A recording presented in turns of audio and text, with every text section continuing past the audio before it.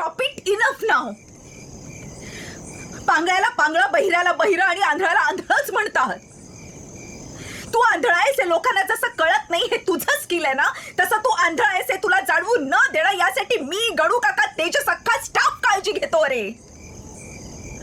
आपलं घर आणि आपलं ऑफिस या व्यतिरिक्त एक जग आहे आणि या जगात जेव्हा तू जाशील ना तेव्हा लोक तुला आंधळच म्हणणार. मला या जगाशी संबंधच ठेवायचा नसेल तर मग का कार्यक्रम ऐकतोस तिचा रोज?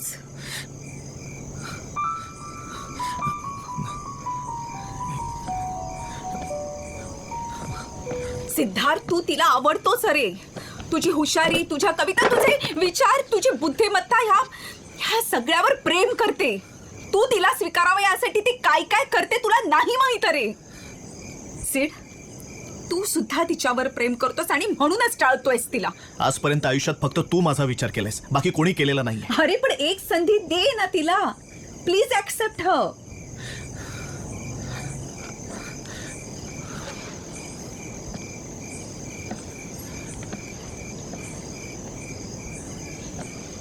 तू का नाही लग्न केलंस अजून? बोल ना. तू आयुष्यभर मला जी खोटी कारणं सांगत आलीस ना, ते काय मला कळत नाही असं वाटतं तुला? आयुष्यभर माझ्यासाठी जसं तू सॅक्रिफाईस करत आलीस ना, तसं सॅक्रिफाईस तिने करू नये असं वाटतंय मला. माझ्यासाठी मी तिचं आयुष्य का फुकट घालू यार? सॅक्रिफाईस? सिड प्लीज. मी लहानपणापासून पाहत आलेला सीड असा नाहीये. माणसं जोडणारा, जपणारा सीड आज एक नातं जोडायच्या आधीच तोडायला निघाला. का सीड? Why don't you understand Revati? आज जे तिला माझ्याबद्दल प्रेम वाटते ते सिच्युएशनल असेल तर? आजही ती माझ्याकडे सहानुभूतीने पाहत असेल तर? आणि ही सहानुभूती म्हणजेच प्रेम आहे असं तिला वाटत असेल तर? या जर तरच्या प्रश्नांची उत्तर मिळेपर्यंत खूप उशीर झालेला असेल रेवती, आणि तेव्हा तिला फक्त पश्चाताप होईल. सहानुभूती आणि प्रेम याच्यात फरक असतो रेवती, आणि हे तुम्ही पाहू शकत नसलात ना तरी मी पाहू शकतोय, आंधळा असलो तरी.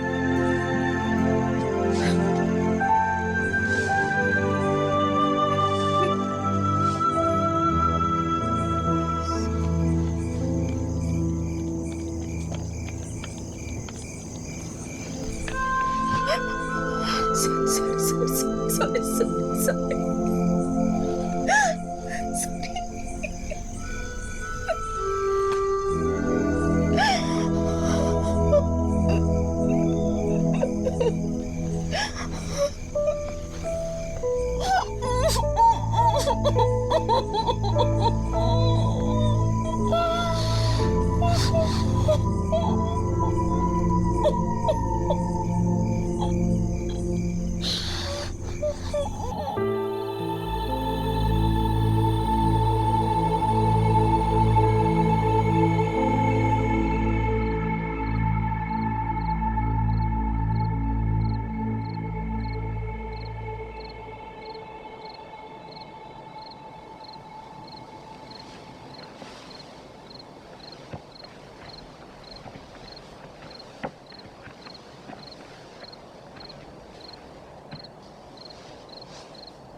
So you have decided?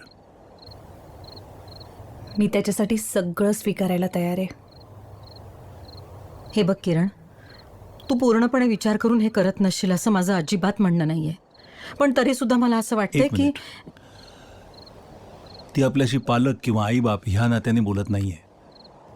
त्यामुळे आपणही तिच्याशी वयात आलेली मुलगी या नात्याने नको बोलूया.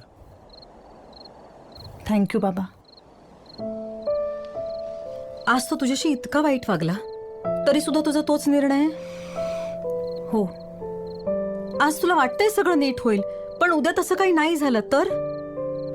उद्या जर तो म्हणाला की त्याला तुझ्याशी लग्न करायचं नाहीये तर तो हो म्हणेपर्यंत मी थांबीन त्याच्यासाठी. अगं कधीपर्यंत? किती दिवस थांबशील तू? कदाचित कायमची. I believe everything in this world is time bound. माझ्या जगात काही गोष्टी तशा नसतीलच तर. ठीक आहे? ठीक आहे का अनिरुद्ध तू? आपल्या आयुष्यातल्या प्रत्येक प्रपोजलला काय करायचं याचा विचार प्रत्येकाने स्वतः करायला हवा. किरण, तू स्पेशल असावीस असं मला नेहमीच वाटत आलं. तुझा हा विचार बरोबर की चूक हे मी सांगणार नाही, पण तो वेगळा आहे हे निश्चित मान्य करेन. आणि वेगळ्या विचाराला आमचा नेहमीच सपोर्ट असेल. राईट रेणू?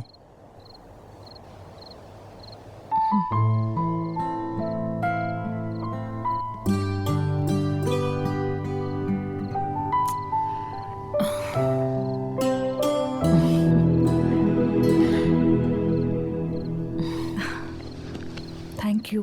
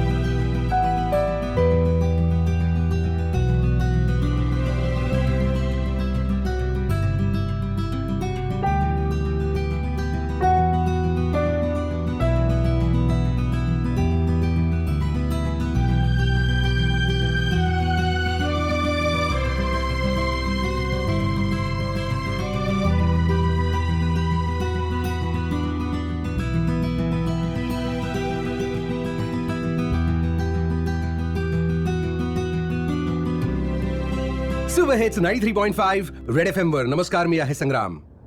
व्हॅलेंटाईन्स डे स्पेशल शो मध्ये तुमचं स्वागत. And of course a very happy Valentine's day to you. आजचा दिवस आपलं प्रेम मुक्तपणे व्यक्त करण्यासाठी असतो. इश्क का इजहार वगैरे काहीतरी. शोचं नाव आहे जगा वेगळी व्यक्ती, आणि आपली आजची गेस्ट सुद्धा जगा वेगळीच आहे. असं म्हणतात, we are all God's children. म्हणजे आपण सगळे देवाची मुलं आहोत. कुणीही देवाचा भाचा किंवा देवाची नात असं नसतं. म्हणजे वी आर ऑल इक्वल. पण मग कुछ लोगों के साथ नाइंसाफी क्यों?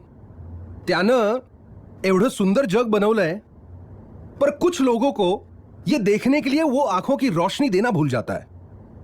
असो, काही लोक अशी असतात की जी परमेश्वरानं केलेल्या चुका सुधारण्याचा प्रयत्न करतात.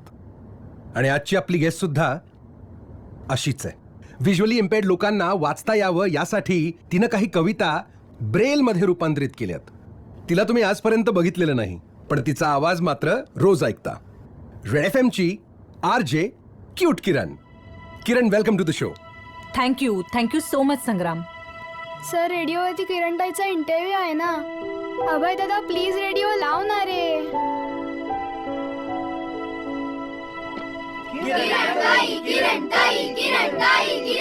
व्हिज्युअली इम्पेअर्ड साठी आपण खूप गोष्टी करू शकतो संग्राम. म्हणजे अगदी छोट्या छोट्या गोष्टी. म्हणजे बघा, रस्त्यावर त्या रस्त्याच्या नावाच्या पाट्या असतात. त्याच ठिकाणी आपण त्या रस्त्याच्या नावाच्या अनाउन्समेंटची बेल फिक्स करू शकतो. जसं रेल्वे स्टेशनवर चॅलेंज लोकांच्या राखीव डब्यासमोर बघ एक विशिष्ट पद्धतीचा आवाज येत असतो. त्या आवाजावरून त्यांना त्यांचा ट्रेनचा डबा आयडेंटिफाय करता येतो. आता अशी सोय इतर सार्वजनिक ठिकाणी सुद्धा करता येईल ना. अरे, रस्त्याची कामं चालू असतात तेव्हा आपणच कित्येक वेळा अडखळतो, धडपडतो. मग त्यांचं काय होत असेल याचा साधा विचारही करत नाही आपण. जगभरात त्या भाषेतल्या साहित्यकृती या ब्रेलमध्ये उपलब्ध आहेत, पण आपल्याकडची परिस्थिती दयनीय आहे. मला मान्य आहे, आता या आणि अशा गोष्टी प्रत्यक्षात करणं हे कुणा ना कुणा ऑथॉरिटीच्या हातात आहे. पण आपण वैयक्तिक पातळीवर काय करतो त्यांच्यासाठी? फार फार तर ब्लाइंड डेच्या दिवशी डोनेशन्स देऊन आपली कर्तव्य पार पाडत असतो. पण ती सुद्धा बरेचदा इन्कम टॅक्स बेनिफिट्स मिळावेत यासाठी केली जातात. अरे, मी काहीच केलं नाहीये संग्राम. अजून खूप काही करायचंय. कुणी बरोबर असो किंवा नसो,